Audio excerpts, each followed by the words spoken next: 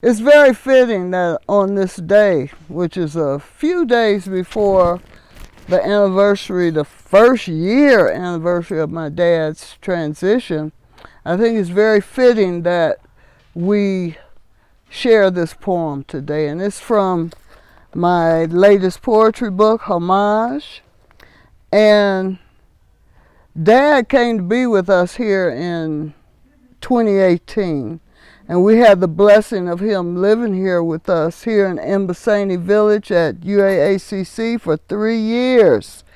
And not a week went by when he didn't mention that he felt so bad that my mother wasn't here with him to enjoy this slice of paradise. And he used to say, I can hear him saying it now, "Charlotte, you treat me like a king." I said, well, yeah, you are a king. So this is the vision. This poem comes out of a vision that I had as Dad was making his transition. And it's called Egungun Tribe and Crew. Egungun is Yoruba for ancestors. They were waiting at the Blue River, waiting to welcome Dad back home. Egungun. Egungun, ha, ha, I see them 3,000 strong.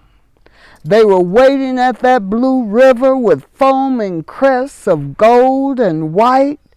I could see them shouting and guiding Dad with beautiful strong voices, urging him to come into that shimmering light that surrounded them and enveloped him, and the joy that I witnessed was palpable to my ears and soothing to my sight. There was Dad's mother, Mama Esther Honeysucker, dressed in her finest Pentecostal white robe, who Dad hadn't seen for more than 9 decades since he was a child of just 9 years old. And there was Grandfather Lee Hill, who survived and outlived all his 3 wives. He was dressed to the nines in his silk shirt and gold spun suspenders and his Panama straw fedora crown of white.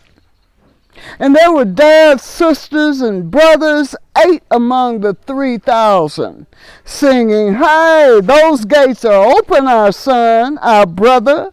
We got your back like none other."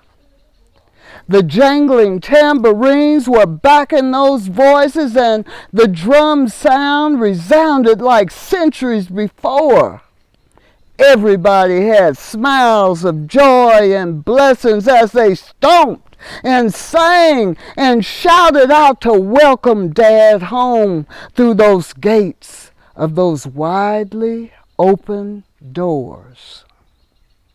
I held his hand, and Dad's eyes flickered and rolled back in his head as I told him over and over, "Dad, don't be afraid."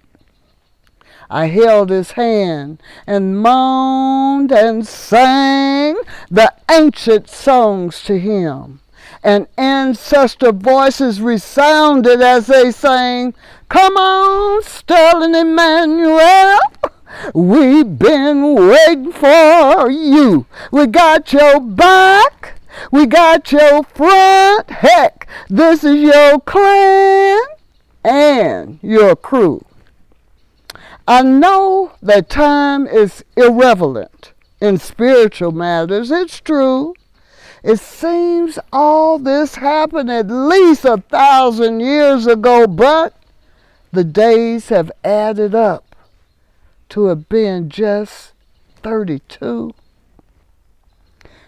Dad heard Egungun sing that the timing was blessed. Yes, the timing was right. And he settled right into that long sacred flight.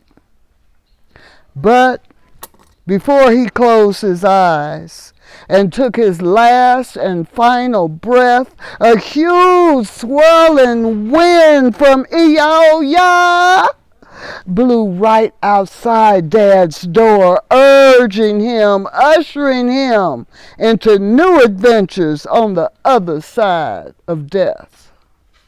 Dad inhaled in relaxed peace for a few minutes, it seemed. Then his last inevitable exhalation was softly and gently achieved. I miss you, Dad.